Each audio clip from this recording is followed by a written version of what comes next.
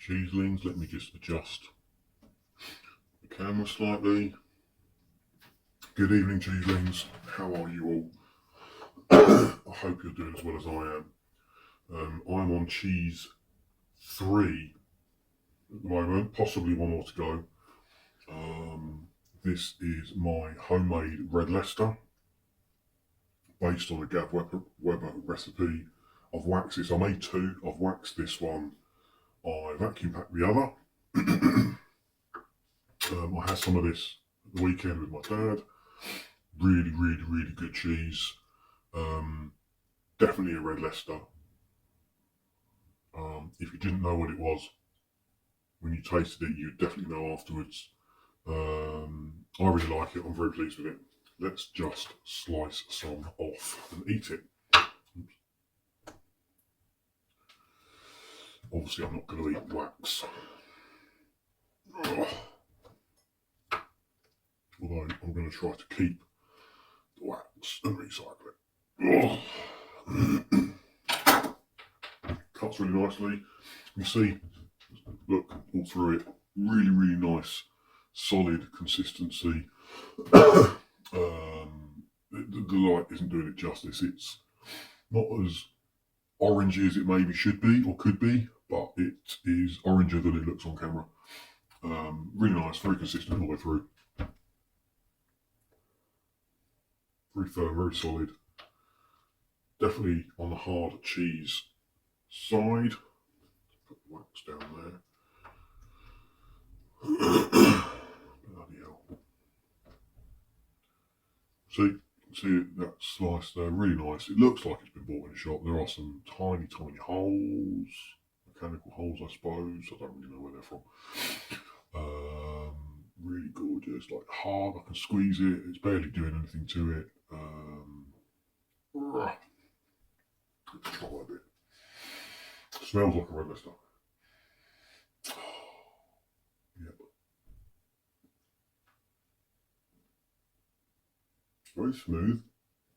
Very smooth texture.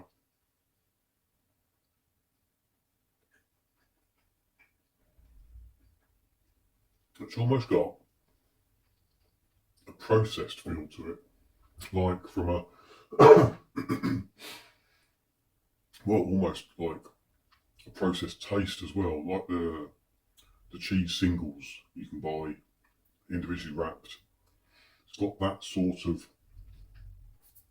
taste and smoothness, I guess.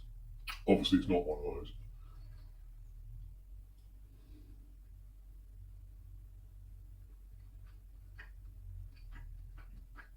I mean, it tastes like cheddar. Really.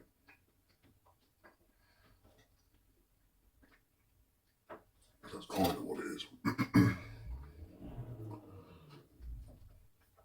see if I can get another one out of that without losing any digits.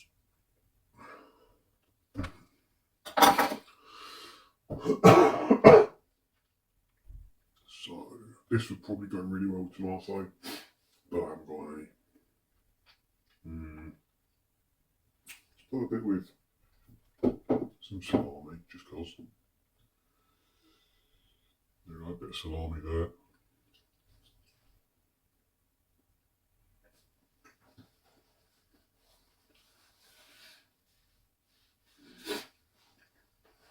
No.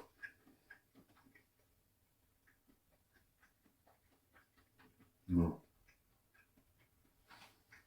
That hides the cheese too much.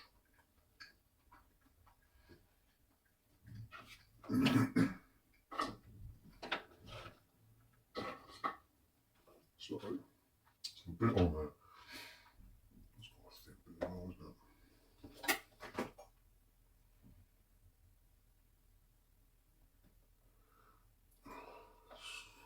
Maybe that will work. Just take that off.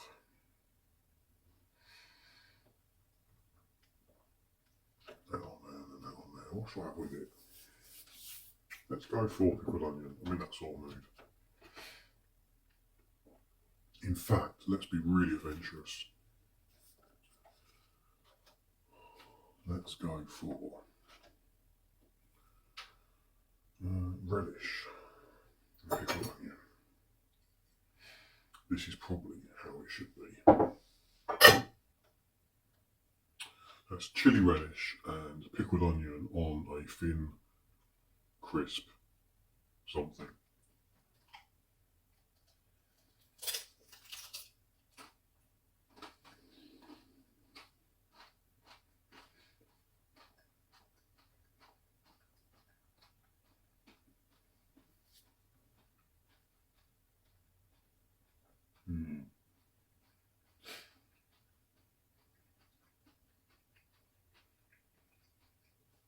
That's really good.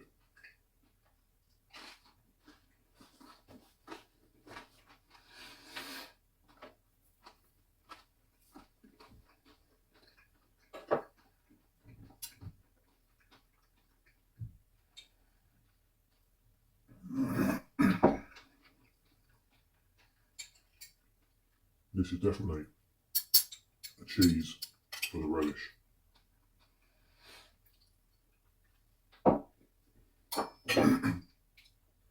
Luckily I've got 2 bits of pickled onion left.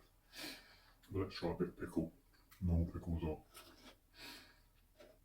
So this is a Marks and Spencer's rye and wheat cracker with fig and date chutney, I think.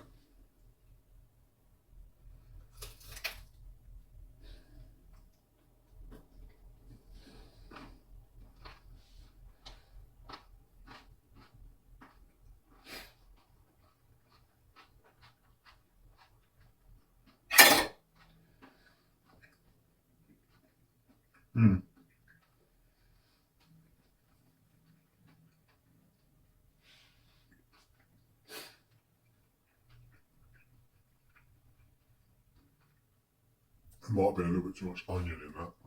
So let's try a bit of gherkin on the other half.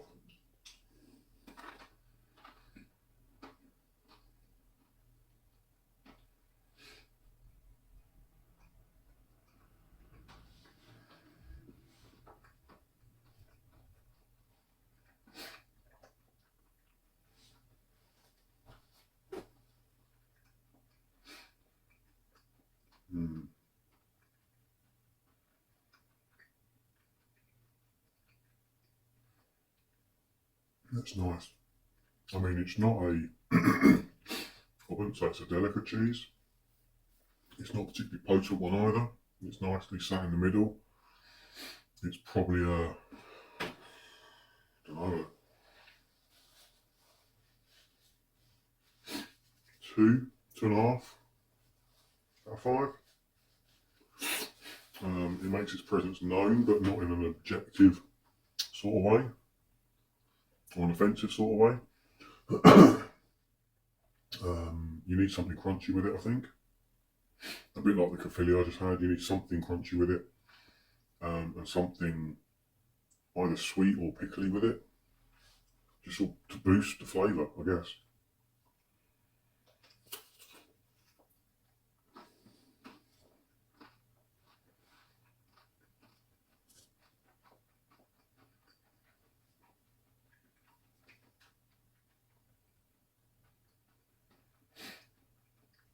That's a really good combination. So that is a stag rosemary water biscuit with Mrs. Darlington's ale chutney and some pickled gherkin. That's a really good combination. Just the right balance of sweetness, sort of pickly sourness, I guess. It's not overpowering rosemary flavour either, but that just gives it a nice sort of herby tang underneath. The cracker's not too sharp and spiky, but it's not too soft and crumbly either. It's just the right balance. I love it.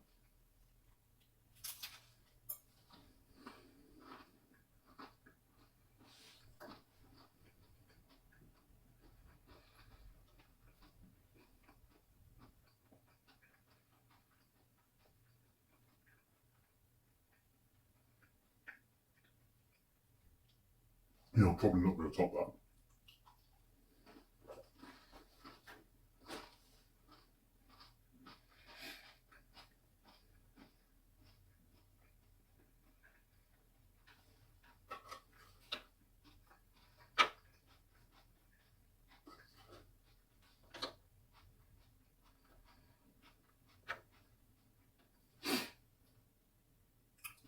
Right, how am I going to do this? So I have apricot, let's try cranberry, as I've got it here.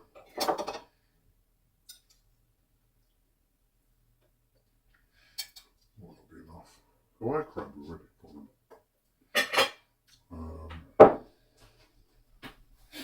Try a bit of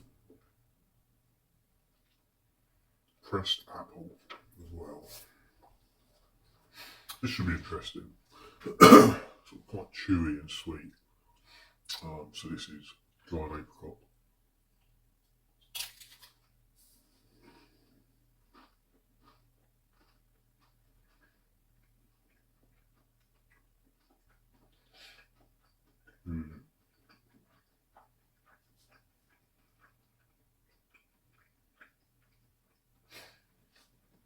That completely lacks the crunchiness that you need. The sweetness is okay. Completely lacks the crunchiness and the moisture that you would get in the chutney. And it actually leaves your mouth quite dry.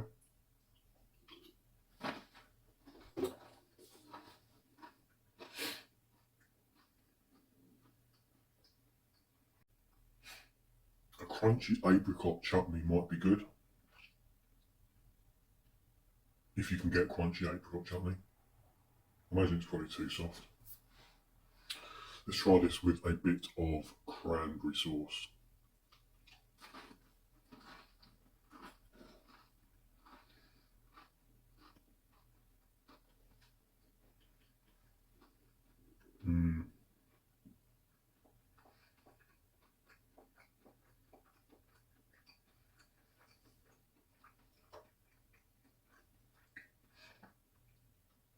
Going on its own, it's just it's quite dry. You need to, and it's not got that bite that you get with a chutney. Last piece then, on one of my favourite crackers, the Marks and Spencer's charcoal sourdough with some pressed apple.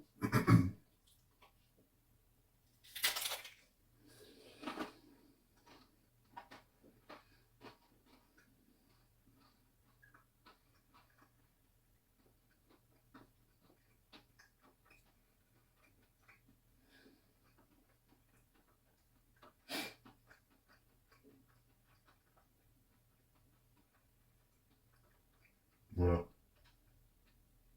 dismal failure.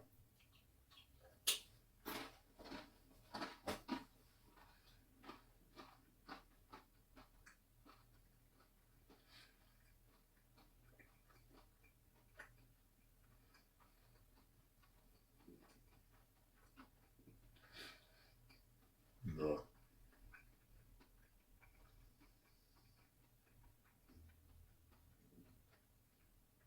It just hasn't got the crunch or the sweetness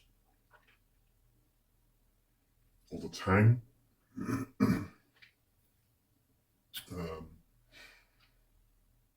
Chutney, a sweet chutney, a crunchy, chunky sweet chutney is perfect with this cheese. It would probably be amazing in a sandwich. It's been really good on any of the crackers I've had. You could probably have it with just about anything. I haven't got any left, but the stag rosemary water biscuits were really fab. I'm going to very much enjoy eating the rest of this cheese. I'm not going to have any more now though, because I'm going to have one more. Yum, yum, yum.